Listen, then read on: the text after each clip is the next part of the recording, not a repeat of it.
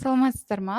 Біздің бүгінгі подкастымыз ғылыми зерттеу тәжірибесі бойынша маман, жаңағы полиграфия саласында жұмыс жасайтын маман Туракова Мархамат Файзуллақызымен бірге болады. Ол кісімен подкастымыздың тақырыбы күнтізбелерді басып шығарудың маңыздылығы тақырыбында бірнеше сұрақ жауап жүргіземіз.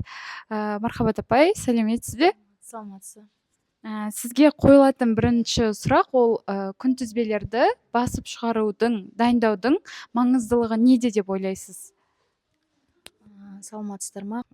Қазіргі таңда күнтізбелердің дайындалу өзектілігі бірнеше факторларға байланысты. Оның ішінде жаңа авторлық, жеке даралық күнтізбелер қазіргі заманда, қазіргі заманауи қоғамымызда бізде күнтізбелер тек күн мен жаңағы айларды санау ғана емес, жалпы мотивациялық жаңағы оқу жоспарларын белгілейтін құрал болып есептеледі.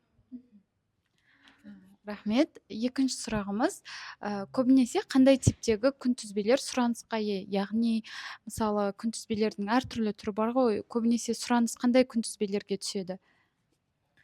Қазіргі таңда өте көп сұранысқа түсетін күнтізбелер олар жаңағы настольный дейді, столға қоятын күнтізбелер және адвент күнтізбелер өте сұранысқа ие болып келе жатыр. Адвент күнтізбелерді басып шығару қазіргі таңда қаншалықты сұранысқа ие? Яғни бізде көп па ондай адвент күнтізбесін басып шығаруға деген тапсырыстар, немесе әлі енді ол адвент күнтізбе деген бізге басқа шетелден келген күнтізбе түрі болып есептеледі ғой, оған сұраныс қаншалықты жоғары деп ойлайсыз? Адвент күнтізбе негізінде сұранысқа өте ие, жаңағы әсіресе мереке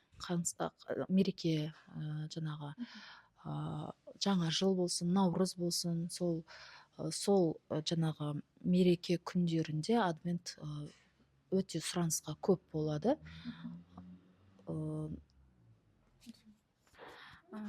Және де осы адвент күнтізбесін айтып жатырмыз ғой, адвент күнтізбесін қандай материалдарға басып шығару қолайлы?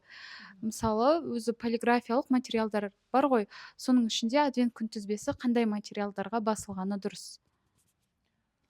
Негізінде адвент күнтізбені жаңағы дизайнерлік бұл қағазбен, қатты қатырмамен жасаған ыңғайлы, тез, бірақ оның жаңағы ағашпен қазіргі заманауи экологияға ешқандай зияны келмейтіндей экологиялық материалдармен жасалатын күнтізбелер өте сұранысқа ие болып жатыр.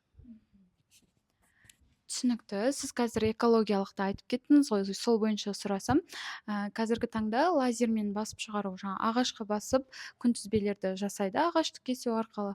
Сол күнтізбелердің экологиялық жаңағы тазалықты сақтау қаншалықты маңызды, яғни рөл атқарады? Қазіргі таңда жаңағы айтып кеткендей ағаштан жасалған күнтізбелер осы шамамен 2-3 жылда өте сұранысқа ие болып кетті. Себебі ол жаңағы жалпы тілмен айтқанда многоразовый дейді. Оны бір ғана рез қолданбайсың, бірнеше рез қолдануға болады, және қолданысын басында оған сыйлық жасырынса, одан кейін оны басқа да жолдармен қолданса болады. Мысалы жаңағы бір заказ болды бізде. Сол заказда адвент календарды баласына сыйлық ретінде берді, бірақ ол кейін ол өзі мұғалім кісі болды.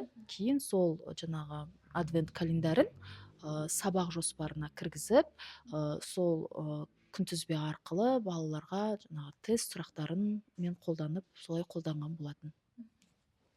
Түсініксіз, өте жақсы. Рахмет сізге үлкен.